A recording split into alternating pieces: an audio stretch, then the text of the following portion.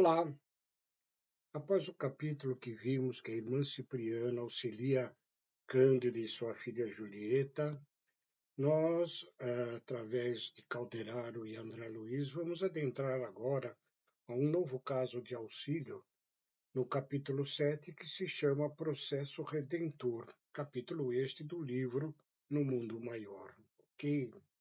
E aí nós vamos ver a atuação de André junto de Calderaro ao aguardarem a irmã Cipriana aqui. Processo redentor. Retirando-nos do hospital em a noite que precedeu a desencarnação de Cândida, o assistente observou: não temos tempo a perder. Efetivamente, o trabalho de socorro à prezada enferma absorvera-nos algumas horas. Nosso esforço, continuou Calderaro amigo, tem por especial escopo impedir a consumação dos processos tendentes à loucura. Veja, o plano espiritual está sempre atento a nós, que durante a nossa existência, muitas vezes, por próprios desequilíbrios nossos, a desarmonia mental, né, levamos-nos muitas vezes aos caminhos que possam nos trazer a loucura. E o plano espiritual, se não for o caso de enfrentarmos esta provação, estão atentos e nos auxiliam enormemente.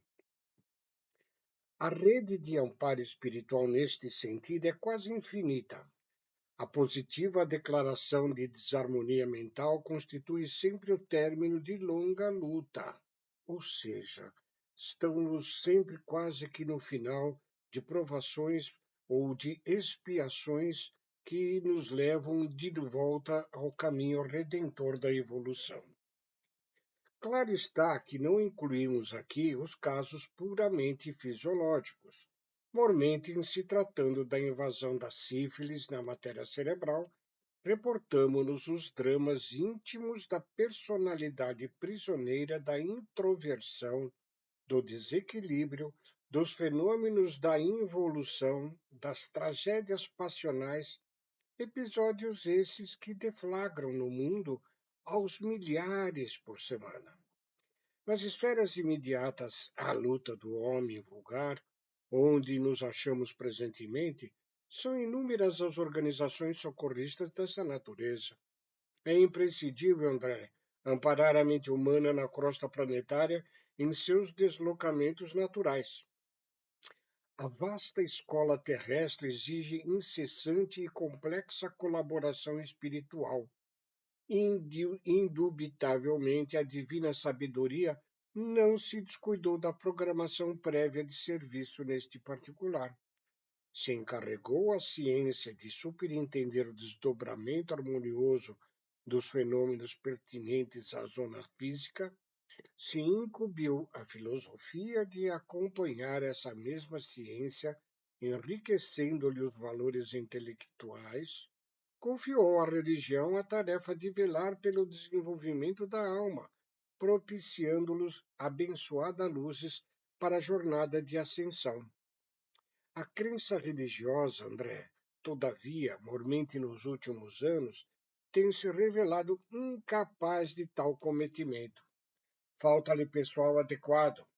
Enquanto a edificação científica no mundo se apresenta qual árvore gigantesca, abrindo em seus ramos refertos de teorias e raciocínios, as inteligências encarnadas, a religião subdividida em inúmeros setores da ideia de erva raquítica a definhar no solo. O amor divino, porém, não ignora os obstáculos que assoberbam os círculos da fé. Se a investigação do conhecimento basta o valor intelectual, o problema religioso demanda altas possibilidades de sentimento. A primeira requer observação e persistência. O segundo, todavia, implica vocação para a renúncia. À vista disso, colaborando com os trabalhadores decididos, inúmeras legiões de auxiliares invisíveis ao olhar humano se desdobram em toda a parte, socorrendo os que sofrem, incentivando os que esperam firmemente no bem, melhorando sempre. Nosso esforço, portanto, em torno da mente encarnada é extenso e múltiplo. Forçoso é convir, no entanto, que se o programa dá motivo a preocupações, é também fonte de prazer.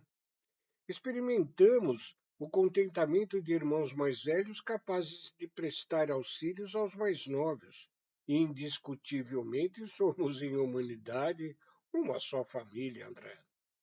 Verificando-se a pausa natural nos esclarecimentos de Calderaro, indaguei curioso. Como se opera, entretanto, a administração de tais auxílios? Indiscriminadamente? Não, diz Calderaro. O senso de ordem preside-nos a atividades em todas as circunstâncias. Quase sempre é força intercessória que determina os processos de ajuda.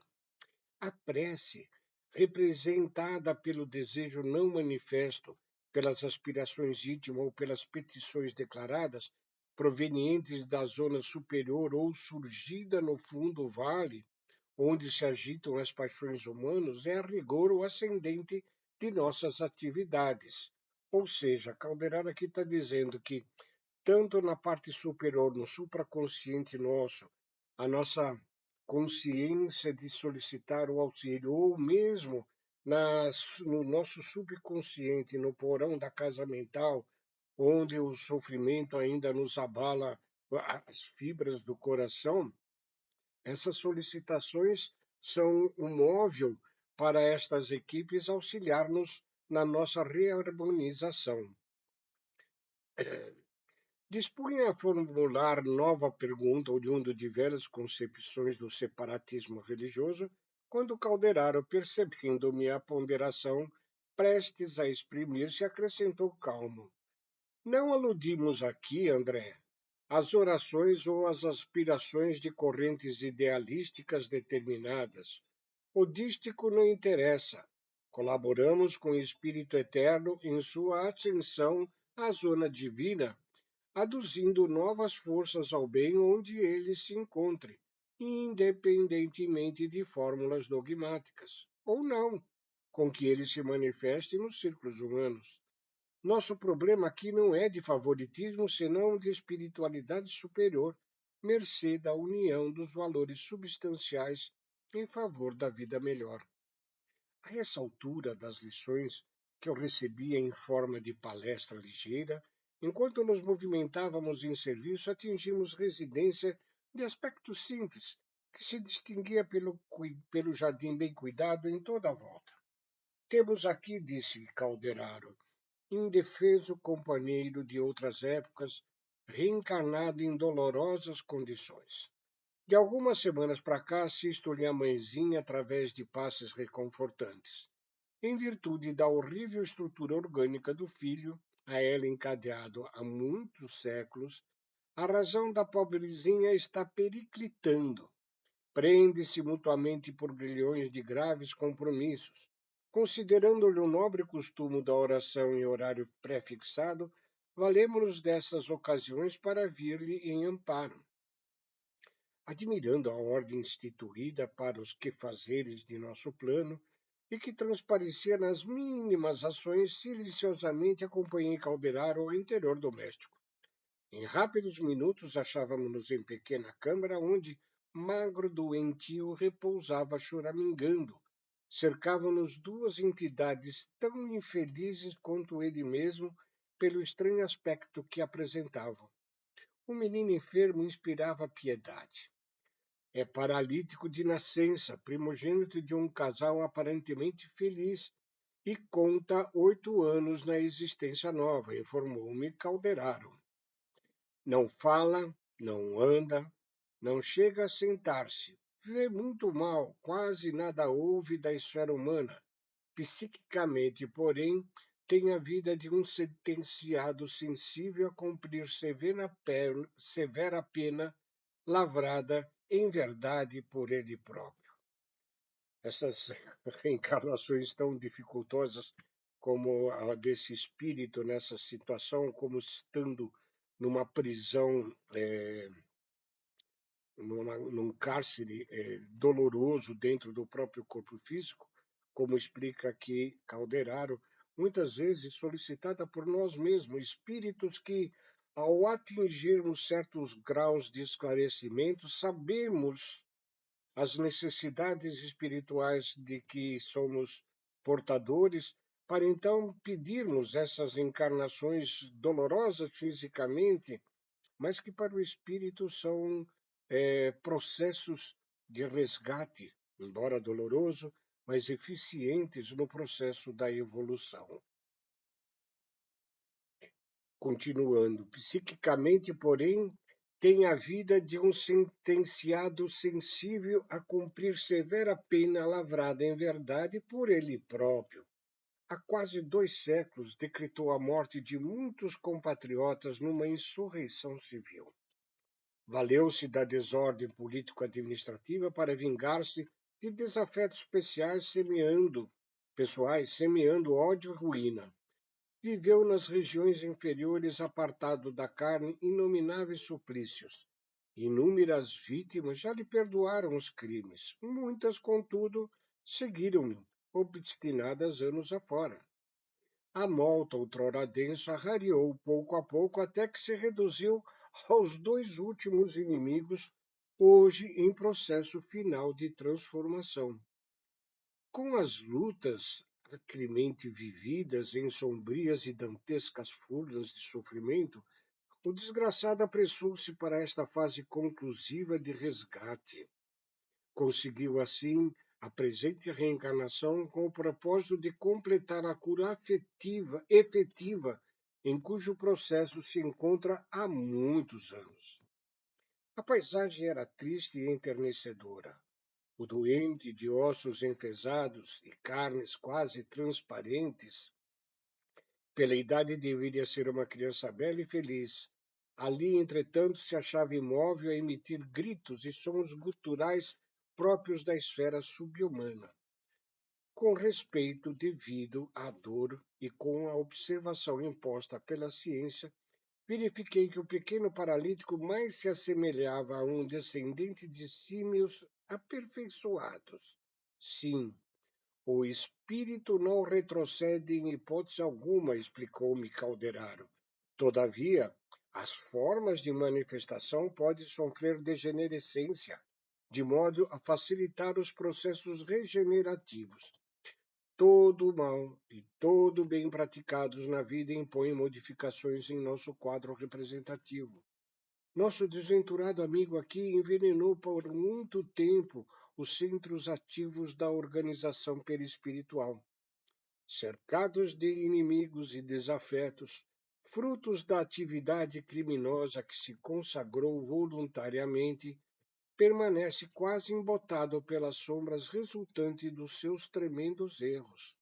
No campo consciencial chora e debate-se sob o aguilhão das reminiscências torturantes que lhe parecem términas, mas os sentidos, mesmo os de natureza física, mantêm-se obnubilados, à maneira de potências desequilibradas sem rumo.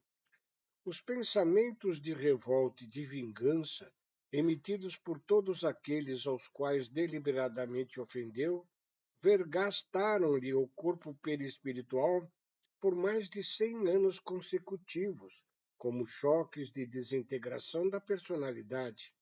E o infeliz, distante do acesso às zonas altas do ser, onde situamos o castelo das noções superiores, em vão se debateu no campo do esforço presente, isto é, a altura da região em que localizamos as energias motoras, é que os adversários implacáveis, apegando-se a ele através da influenciação direta, compeliram-lhe a mente a fixar-se nos impulsos automáticos, no império dos instintos. Permitiu a lei que assim acontecesse naturalmente, porque a conduta do nosso infortunado irmão fora igual à do jaguar, que se aproveita da força para dominar e ferir. Os abusos da razão e da autoridade constituem faltas graves ante o eterno governo de nossos sentidos, de nossos destinos, desculpe. Relendo, os abusos da razão e da autoridade constitui faltas graves ante o eterno governo dos nossos destinos. O estimado assistente fitou-me com seus olhos muito lúcidos e perguntou: Compreendestes, André? Como desejava ver-me suficientemente esclarecido, ele acrescentou ainda: Espiritualmente, esse pobre doente não regrediu, mas o processo de evolução que constitui o serviço do Espírito Divino através dos milênios, efetuado para glorioso destino, foi por ele mesmo, o enfermo, espezinhado, escarnecido e retardado. Semeio o mal e acolhe-o agora. Traçou audacioso plano de extermínio, valendo-se da autoridade que o pai lhe conferira, e concretizou o deplorável projeto e sofre-lhe agora as consequências naturais, de modo a corrigir-se. Já passou a pior fase, André. Presentemente já se afastou do maior número de inimigos, aproximando-se de amoroso coração materno que o auxilia a refazer-se ao término de longo curso de regeneração. Reparando a estranha atitude dos infelizes desencarnados que o seguiam, pretendi indagar algo relativamente a eles quando Calderaro veio ao encontro dos meus desejos e continuando. Também estes míseros perseguidores são doentes do ódio e da vingança. Nosso enfermo é um remanescente do crime, são náufragos na derradeira fase de salvação após enorme hecatombe no mar da vida, onde se perderam por muitos anos por incapazes de usar a bússola do perdão e do bem. Aproximam-se, porém, do Porto Socorrista, do Porto Socorrista.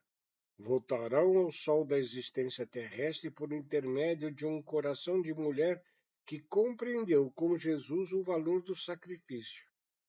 Em breve, André, consoante o programa redentor já delineado, ingressarão neste mesmo lar na qualidade de irmãos do antigo adversário. E quando entrelaçarem as mãos sobre eles, consumindo energias por ajudá-los, assistidos pela ternura de abnegada mãe amorosa e justa, beijarão o velho inimigo com imenso afeto. Transmudar-se-ão as negras algemas do ódio em alvinitentes liames de luz, nos quais refulgirá o amor eterno. Chegado esse tempo, a força do perdão restituirá nosso doente à liberdade. Largará ele, qual pássaro feliz, esse mirrado corpo físico, sufocante cárcere do crime e suas consequências, onde se debateu por quase 2 séculos. Até lá, importa zelar com empenho pela valorosa mulher que é esta vestalina senhora deste lar, em que as forças divinas respeitam a vocação para o martírio, por iluminar a vida e enriquecer a obra de Deus. Mal terminara Calderaro as elucidações, quando um dos verdugos desencarnados se moveu e tocou com a destra o cérebro do doentinho, recomendando-me o assistente examinasse os efeitos desse contato. Extrema palidez e enorme angústia transpareceram no semblante do paralítico. Notei que a infeliz entidade emitia através das mãos estrias negras de substância semelhante ao piche, as quais atingiam o encéfalo do pequenino, acentuando-lhe as impressões de pavor. E aqui nós vamos parar essa primeira gravação deste capítulo 7, dando continuidade em próximo vídeo que gravaremos brevemente, dando a continuidade nesse processo de resgate tão doloroso, mas ao mesmo tempo edificante dentro do processo de evolução espiritual. Agradecemos a todos vocês que acompanham esses nossos estudos da obra de André Luiz. Fiquem com Deus e muito obrigado.